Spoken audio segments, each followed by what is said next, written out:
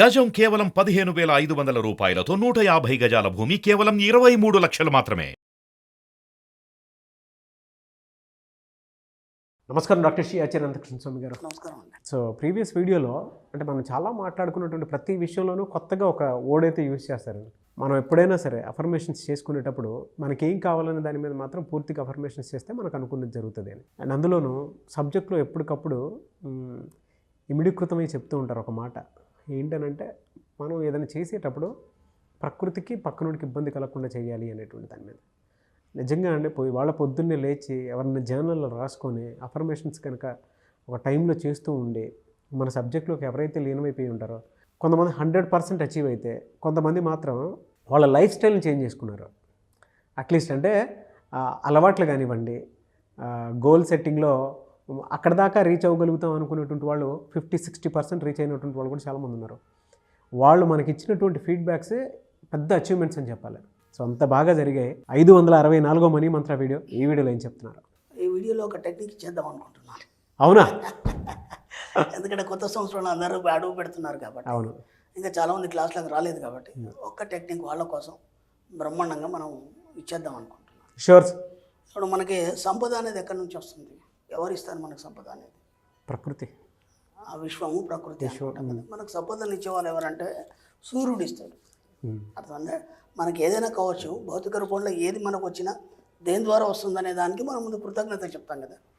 అలాగే మనకు సంపద అనేది ఎలా వస్తుందంటే, సంపద అంటే ఏంటి? మనకు పొందిన వస్తువులు ఏవైతే ఉంటాయో అవన్నీ కూడా సంపద కింద తీసుకుంటాం. ఈ వస్తువులన్నీ ఏవైతే ఉన్నాయో ఇవన్నీ కూడా భూమి నుంచి వచ్చినాయి. అవునా కదా? భూమి నుంచి వచ్చినాయి. ఇక్కడ ఏం జరుగుతుందంటే, ఇప్పుడు మీరు ఇక్కడ ఇది ఒక సిస్టమ్ తీసుకోండి, చైర్ తీసుకోండి, ఒక బల్ల తీసుకోండి, ఇవన్నీ కూడా మనకు భూమి నుంచి వచ్చినాయి. వాటి నుంచి వచ్చిన పదార్థాలతో ఇవన్నీ తయారైనాయి. ఇక్కడ ఏం జరుగుతుందంటే, సూర్యరశ్మి ద్వారా భూమి లోపల ఉన్నటువంటి ఎన్నో రసాయనాలు రూపాంతరం చెందుతాయి. అర్థమైందా? అవి మనం కోరుకోవడం వల్ల ఇక్కడ రెండు ఉంటాయి. భూరసాయన శక్తి, జీవరసాయన శక్తి రెండు ఉంటాయి. భూరసాయన శక్తి అంటే భూమిలో ఏదైతే కెమికల్స్ ఉంటాయో కెమికల్ రియాక్షన్ వల్ల జరిగి ఎన్నో రకాల వస్తువులు బయటకు వస్తాయి. ఒక ప్లాస్టిక్ కావచ్చు, కాయిల్ కావచ్చు, ఇంకా కలప కావచ్చు, ఏదైనా కావచ్చు. ఓకేనా? అది నీ జీవరసాయన శక్తికి అనుసంధానం చెందిస్తూ విశ్వశక్తితో ఏకమైనప్పుడు ఆ వస్తువులను పొందడం జరుగుతుంది. సూత్రం మన సబ్జెక్ట్. భూరసాయన శక్తి, జీవరసాయన శక్తి, వీటి ద్వారా విశ్వశక్తితో ఎప్పుడైతే అనుసంధానం అవుతో మీకు కావాల్సినవన్నీ మీరు పొందుతారు. ఇప్పుడు ఆ భూరసాయన శక్తిలో ఆ యొక్క కెమికల్ రియాక్షన్ జరిగి ఇన్ని రకాల వస్తువులు రూపొందడానికి కారణం ఎవరు? సూర్యుడు. ఓకే. సూర్యరశ్మి ద్వారా అవన్నీ అలా కెమికల్ రియాక్షన్ జరుగుతుంది.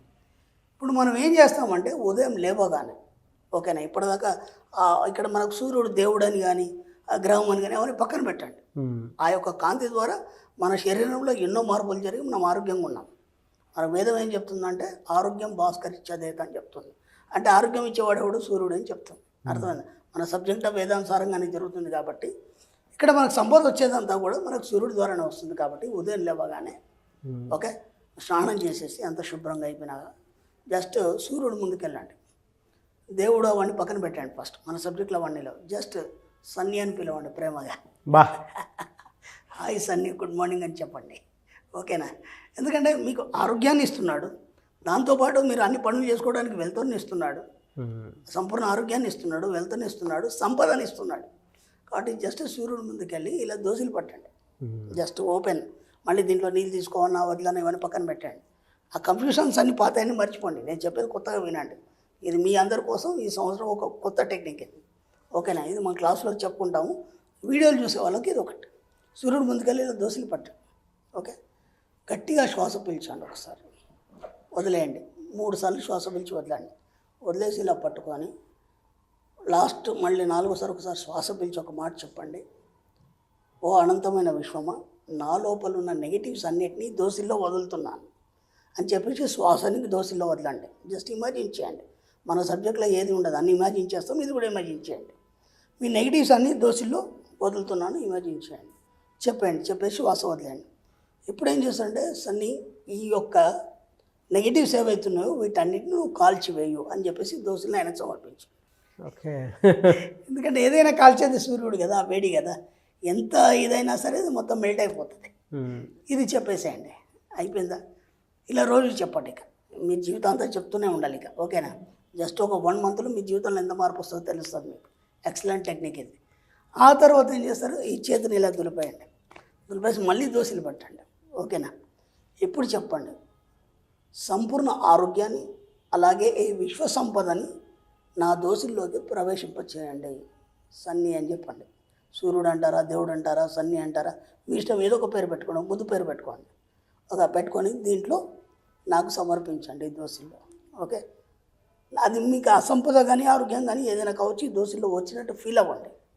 ఫీల్ అయ్యి దీన్ని తాగేసేయండి, అయిపోయింది. ఇప్పుడు ఏమైపోయింది, మీ శరీరంలో ప్రతి కణంలో డబ్బు, సంపద, ఐశ్వర్యం, ఆరోగ్యం అన్నీ సూర్యుడి ద్వారా చేరిపోయినాయి.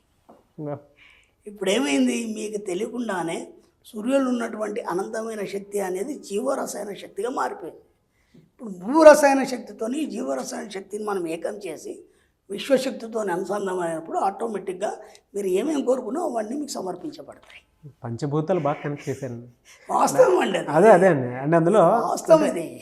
అవునండి, పంచభూతాలు కనెక్టివిటీతో పాటు అఫర్మేషన్స్ మన నరనరాల్లో ఏ విధంగా ఉండాలి అనడానికి కూడా ఇది బెస్ట్ ఎగ్జాంపుల్. ఎక్సలెంట్. అంటే మనకి మన సబ్జెక్ట్ చేసేంత అఫర్మేషనే. మనకి సంపద ఊహించాలి, అక్కడ ఏముండదు, ఊహించాలి. ఇలా చేయండి, ఒక్క 1 మంత్లో మీ జీవితంలో ఎంత మార్పు వస్తుంది చూడండి. ఆరోగ్యంలో మార్పు వస్తుంది, జీవితంలో మార్పు వస్తుంది. అసలు మీరు ఊహించారు ఇది, అర్థమైందా? చాలామంది మా ఫాలోవర్స్ చేస్తుంటారు, వారి జీవితంలో మంచి మార్పు వచ్చింది.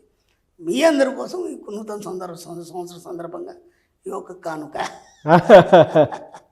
అందరూ సంపాదించాలి, అందరూ బాగా ఉన్నత స్థాయికి వెళ్ళాలి, కాబట్టి అందరూ దాన్ని ఆస్వాదించాలి, కాబట్టి ఇది ఒకటి చేయండి. మన దగ్గర వేదిక్ నాలెడ్జ్లో కూడా సూర్య నమస్కారానికి ఎంత ఇంపార్టెన్స్ ఉంటుందో ప్రత్యేకించి చెప్పాల్సిన అవసరం లేదు. ఎందుకంటే ప్రకృతికి వెలుగునిచ్చేటువంటి డే స్టార్ట్ అయిందంటేనే అక్కడి నుంచి వస్తుంది మనకి. నిజంగా మీరు చెప్పినట్లు పంచభూతాల్లో మనం ఏది మనకి ఇది కావాలి అని అర్థిస్తే దానికి తగ్గట్టే ఆ రిసీవింగ్ ఇది ఉంటుంది. ఇంతకు నాకు ఒక క్వశ్చన్ వచ్చింది, సూర్యుడు దేవుడా గ్రహమా? నేను వీడియోలో కూడా చెప్పడం జరిగింది, మళ్ళీ ఇక్కడ కూడా మనం చిన్న చర్చ చేసుకుంటాం. సూర్యుడు దేవుడా గ్రహం అని ఒక మనకి ఇది వచ్చింది. దీని మీద మనకి సూర్యుడు ప్రత్యక్ష దైవం అని నిరూపించిన ఆధ్యాత్మికవేత్తలు ఉన్నారు, ఓకేనా? దేవుడు కాదు, కేవలం గ్రహం అని నిరూపించినటువంటి సైంటిస్టులు ఉన్నారు. ఇప్పుడు ఏది నమ్ముతాం మనం? ఇప్పుడు సైన్స్కి వచ్చేసరికి అంటే మనకి సూర్యుడు గ్రహమే అవుతాడు కదా, సైన్స్కి వచ్చేసరికి. ఇప్పుడు ఆధ్యాత్మికానికి వచ్చేసరికి సూర్యుడు దేవుడు అవుతాడు కదా, అవునా కాదు? ఇదే క్వశ్చన్ నాకు చిన్నప్పుడు స్కూల్లో వచ్చింది. వచ్చినప్పుడు మా తెలుగు టీచర్ని అడిగాను నేను. ఆయన ఏదో సూర్యుడు గురించి ఏదో పద్యం చెప్తూ ఆదిత్య హృదయం గురించి ఏదో చెప్తున్నారు. చెప్తుంటే నేను అడిగాను, సార్ మీరు అలా ఎలా చెప్తున్నారు సార్, సూర్యుడు దేవుడే కాదు గ్రహం కదా అన్నాను. అదేంటారు అన్నాడు. నేను ఆ సాయంత్రం ఆ సైన్స్ టీచర్ చెప్పాడు గ్రహాల్లో సూర్యుడు ఓ గ్రహం అని చెప్పేసి, మీరు ఇలా చెప్తున్నానండి. అప్పుడు ఆయన నన్ను చాలా ఇచ్చేసి, నువ్వు ఇన్ని మాట్లాడుతున్నావు కదా, రేపు నువ్వు 10 పద్యాలు చెప్తాను, గురు మొత్తం జ్ఞాపకం చేసుకొని నాకు వచ్చి చెప్పాలి, బైహార్ట్ చేశాను. ఇక మనం బాగా ఇది కదా, లేకపోతే కొడతాడు ఆయన చెప్పేసి, అవి నువ్వు బైహార్ట్ చేసుకొని వస్తే నీకు ఆన్సర్ చెప్తా అన్నాడు ఆయన. నైట్ అంతా కూర్చొని 10 పద్యాలు బైహార్ట్ చేసేసి వచ్చేసిన తర్వాత ముందు రాగానే వాడు ఎక్కడ ఉన్నాడు వాడిని పిలవండి అన్నాడు. చాలా గొప్ప నాయన, మంచి పండితుడు. పిలిచాడు, అరే ఒక్క తప్పు కనుక పొల్లిపోయింది అనుకోండి, ఒక్క అక్షరం కనుక పొల్లిపోయింది అనుకో, అయిపోయింది నీ పని అన్నాడు. బత్తం పట్టుకున్నాడు, చెప్పరా 10 పద్యాలు వరుసగా అన్నాడు. టకటక చెప్పేశాడు. ఆశ్చర్యపోయాడు, అదేంట్రా 10 పద్యాలు ఏకదాటిగా చెప్పేస్తున్నావు అన్నాడు. మీరంటే భయం కదండి, అందుకని నేర్చుకున్నాను. పాప ఆయనకి ఏం చెప్పాలని అర్థం కాలేదు. ఆయన ఒకటే మాట అన్నాడు, లేదు నాన్న, తెలుగుకి వచ్చేసరికి అక్కడ ఆ యొక్క దాన్ని బట్టి అది దేవుడే, సైన్స్కి వచ్చేసరికి గ్రహమే. కాబట్టి ఇది లేదు అది లేదు అనేది ఇప్పుడు నీకు అర్థం కాదు. ఒక స్థాయికి వచ్చిన తర్వాత, నీ వయసు పెరిగిన తర్వాత అనుభవం ద్వారా నీకు అది అనుభవైక నైవేద్యం అవుతుంది. కాబట్టి దానిగానే చూడాలి, దీనిగానే చూడాలి.